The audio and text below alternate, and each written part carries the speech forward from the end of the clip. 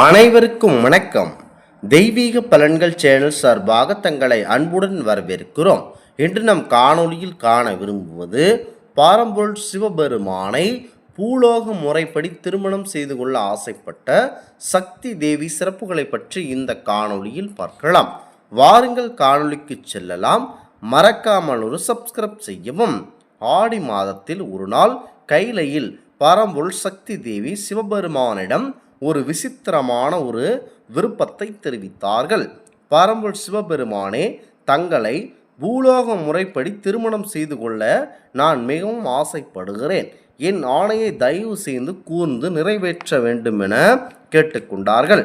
தனது சக்தியின் விருப்பத்தை நிறைவேற்ற பரம்பொருள் சிவபெருமான் அவர்கள் சம்மதித்தார்கள். ஆனால் அதற்கு காலதாமதம் ஆனது. இதனால் சக்தி தேவி சிவனிடம் அலட்சியமாக நடந்து கொண்டார்கள். அந்த பொன்னார் மேனியின் திருவுளத்தை யாரோ அறிவார்கள். தன்னை நம்பி இருக்கும் பக்தனிடமே பல திருவிளையாடல்களை நிகழ்த்தி ஆட்கொண்ட கருணாமூர்த்தி தான் நமது சிவபெருமான். தனது சக்தி தேவியுடன் விளையாட விரும்பினார்கள். உலக நாயகியை பார்த்து, நீ பூலோகத்தில் பசுவாக அவதரித்து வாழக்கடுவா என சாபமிட்டார். தேவதேவனின் திருவாக்கு உடனே பலித்து விட்டது. அம்பிகை பூமியில் பசுவின் உருவில் வளம் வந்தார்கள். தேரெழுந்தூரில் அம்பிகை பசுவாக கோமாலில் உருவானார்கள். பரம்பொருளிடம் அலட்சியமாக நடந்தது தவறு என புரிந்து கொண்டார்கள். நமது சக்தி தேவி அவர்கள் மனம் வருந்தினார். பசுவடியில் தனது உலாவின் காடுகளில் உள்ள சிவலிங்கத்தின் மீது பாலை சுரந்து வந்தார்கள். இதனால் மனம் குளிர்ந்த பரம்பொருள் சிவபெருமான் அவர்கள் திருவாடுதுறையில் பசுவுக்கு முக்தி அளித்தார். இந்த நிலையில் திருத்தி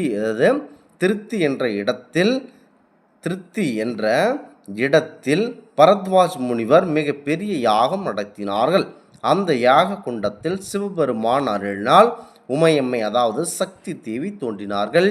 இதனால் மனம் மகிழ்ந்த பரத்வாஜ முனிவர் தெய்வாம்சம் மிக்க அந்த பெண்ணை தனது மகளாக சீராட்டி வளர்த்தார்கள். பருவ வயதை அடைந்ததும் அந்த பெண்ணுக்கு மாப்பிள்ளை தேடினார். அப்போது பரம்பொருள் சிவபெருமான் அவர்கள் பரத்வாஜ முனிவன் முன் தோன்றி, உமது யாக குண்டத்தில் தோன்றியவது எனது சக்தி தேவிதான். அவனை மனம் முடிக்க யாமே வருவேன். அதனால் உமது பெண்ணுக்கு எப்படியும் திருமண சடங்குகள் செய்வீரோ அதே போன்று இந்த திருமணத்தையும் செய்ய வேண்டும் என பரம்பொருள் சிவபெருமான் அவர்கள் கூறினார்.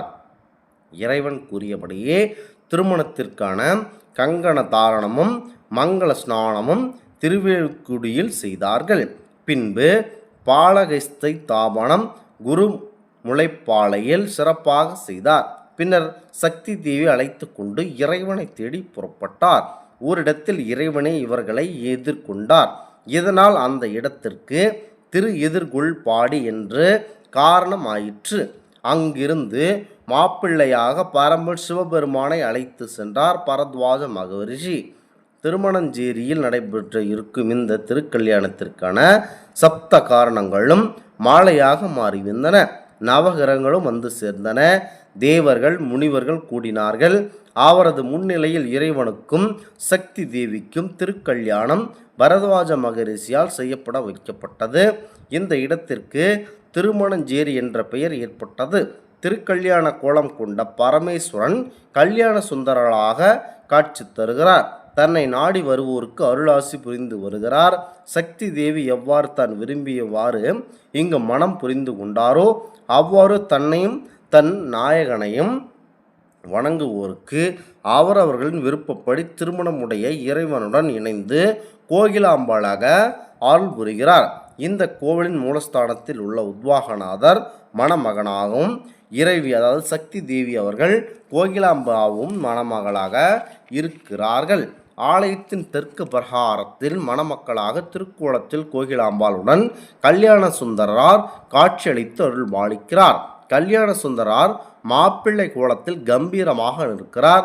மணப்பெண் கோலத்தில் கோகிலாம்பாள் அவர்கள் சுவாமியின் பாதத்தை பார்த்த வண்ணம் நாணி நிற்பதை பார்க்க காண கோடான கோடி கண் தேவை வேண்டும். வடக்க பிரகாரத்தில் துர்க்கை அம்மனுக்கு இடப்புறத்தில் மங்கள ராகு பகவான் பூர்வாசரத்துடன் அருள் வழங்குகிறார். கல்யாண சுந்தரனார் கோகிலாம்பலுக்கு மாலை சாட்சி வழிபட்டால் சகல தோஷங்களும் நீங்கி விரைவில் திருமணம் கைகூடும் என்பது நம்பப்படுகிறது. திருமண தோஷங்கள் விலக்கி தடையில் நீங்கி விரைவில் திருமணம் நடைபெற வேண்டும் என விரும்பும் ஆண்கள் பெண்கள் திருமணஞ்சேரியில் வந்து மணக்குளநாதர் கோகிலாம்பார் கல்யாண சுந்தரனார் அவருக்கு மாலை சாட்சி வழிபட வேண்டும். ஸ்ரீ செல்வ கணபதியை வழிபட்ட பின்னர் நெய்தீப மேடையில் 5 தீபம் ஏற்றி எதிரில் உள்ள திருமண மண்டபத்தில் வழிபாடு செய்ய வேண்டும்.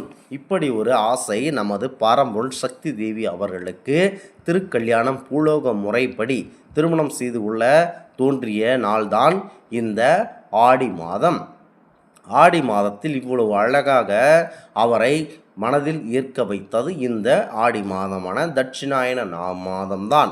அதனால் ஆடி மாதம் சக்தி மாதத்திற்கு சக்தியின் விருப்பத்தை நிறைவேற்றியதாக சிவபெருமானுக்கு தோன்றிய நாள்தான் ஆடி மாத நாட்கள். அதனால்தான் ஆடியில் சக்தி தேவிக்கு மாபெரும் சிறப்பாக இருக்கிறது. அதனால் பரமள் சிவபெருமானின் சக்தியை விட சக்தி தேவியின் சிறப்பு சற்று அதிகமாகவே இருக்கும். ஆதலால் ஆடி மாதங்களில் சக்தி தேவி வழிபடுவது மிக சிறப்பு வாய்ந்தது. இந்த ஆன்மீக தகவல் உங்களுக்கு பிடித்து இருந்தால் தெய்வீக பலன்கள் சேனலை கண்டிப்பாக சப்ஸ்கிரைப் செய்து கொள்ளவும். மீண்டும் ஒரு நல்லதொரு காணொளியில் உங்களை சந்திக்கிறோம். நன்றி, வணக்கம்.